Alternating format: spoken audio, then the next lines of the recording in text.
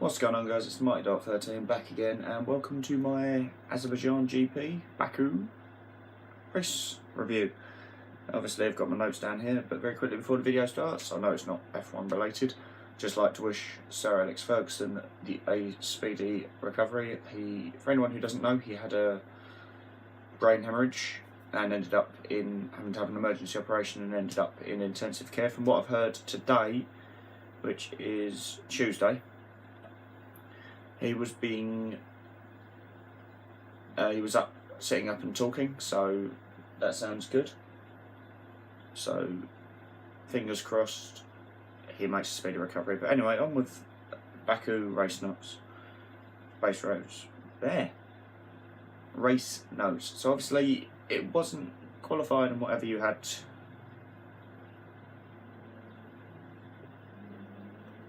the standard sort of practice sessions and all that. When it got to the race, the first lap was absolutely mental.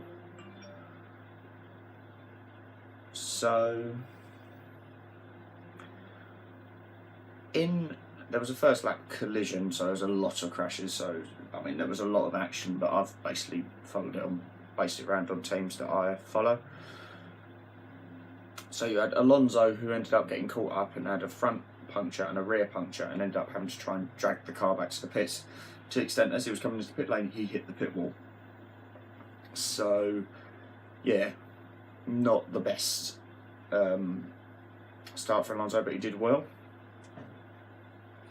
My next talking point is there was contact between the two Red Bulls, so it was basically Red Bull civil war. So basically, Ricciardo and Verstappen have been making contact, have been banging tyres and whatever all the way through the race, and you could see, I was watching the race with my mum at the time, and we basically said they're going to come together in a minute, and they did. So obviously you had Ricciardo, who was slipstreaming, lining up for his signature switchback. Verstappen was moving in the braking zone, which you're not allowed. You're allowed one definite move, and I think he did 3 or 4. And he braked earlier than normal, and Ricciardo got up behind him and basically sat there. And obviously with F1 cars, you get up the rear end of the car in front, you lose your downforce, and eventually he just went straight into the back of Verstappen. Both Red Bulls out. And then the question that leads on from this is, should Red Bull have stopped the situation earlier and said, right, cut it out now? Yes, personally I believe so, but the issue is then you run the risk of being accused of favouritism towards one driver or another. Now, I personally think it should be done on who goes to the first corner, on that, if there's problems like that. But obviously I've given you enough time now, if you've not seen the race, to sort of go off and watch the highlights.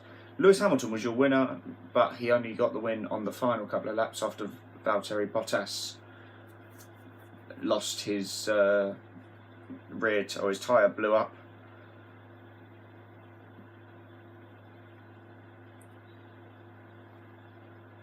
So he lost. It was unlucky. He lost his rear tyre. It exploded. Merck went long on the tyres, so his tyres just were shot by the end of the race. But the puncture itself was actually caused by Bottas running over debris. But then, of course, you had issues with... You had Hamilton overtake Bottas, and then you had Checo overtake Vettel. So, obviously, Bottas was gutted, and this led for a good moment from Lewis Hamilton, who was late on getting to the podium because he was talking to Bottas and cheering him up after the race, which I thought was a lovely touch. But in some ways this does make you think, is Bottas potentially a better driver than, well, certainly me and a few other people have given him credit for. I think if he has a few more results, then possibly. I still don't think he's a good sign with Ricciardo being available next season. I still think Merck should go for go for Ricciardo, sorry. But away from that, post-race you had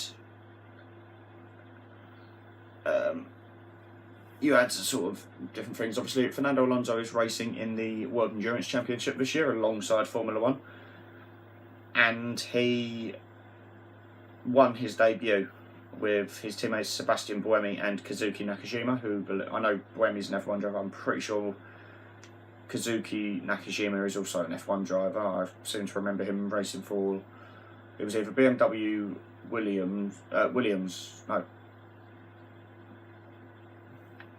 BMW Sauber or Toyota, one of those two in 2009. Obviously Buemi was at Toro Rosso. Button has also come out and said that he is he's looking forward to racing Alonso at Le Mans 24 Hour this year, because obviously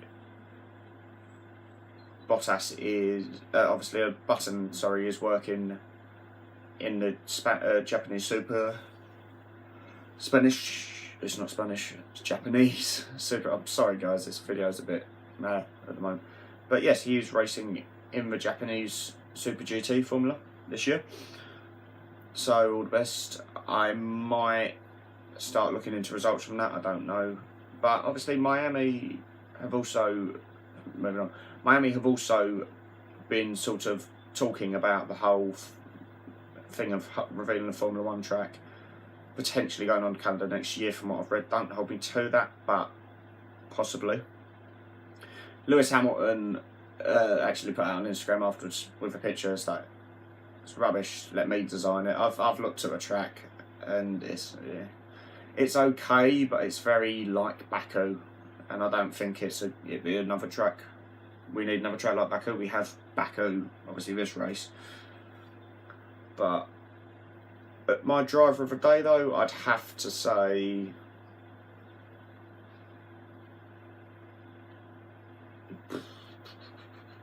quite possibly Leclerc or someone like that, because there's quite a few drivers who had a good race. Alonso, I'll say Alonso for my driver of the race, because he, obviously after having 2 punctures, hitting the pit wall on the way back to the pits and then coming out and doing well to finish. So he's my driver of the day. As for my prediction, is the Spanish GP. It's this weekend. Obviously I'll potentially be watching the race on Sunday due to stuff that I'll cover in another video. Yeah, not going into it in this video because I'll be rambling for ages. But my qualifying top 3 is going to be Hamilton, Bottas, Vettel. My race winner is going to be Hamilton, Vettel second, Raikkonen third, Bottas fourth, and I'm going to go Checo 5th. I think there's still going to be more trouble for Red Bull. I think they're going to come together again, and I think it'll be first corner. I think they're going to qualify 6th and 7th, and I think the 2 Red Bulls will take each other out. But apart from that, guys, yeah, thanks for watching this video.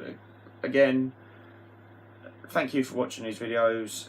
I'll be honest with you, at the moment, the reason they're not coming out as quickly as maybe last year is, I'll be honest, I'm lacking motivation to do them. I mean, from your guys' opinion, do you want me to keep on with these videos? I mean, I don't mind doing them, but it's more, do you guys want to keep seeing them? Obviously, with sort of videos going to lack over summer because of lack of football, then we'll go from there. But anyway, guys, let me know what you think in the description below. Don't forget to like, subscribe, share. We are very, very near. In fact, if I just very quickly double check, last time I checked I had 92 subscribers. It might be up to 93 now,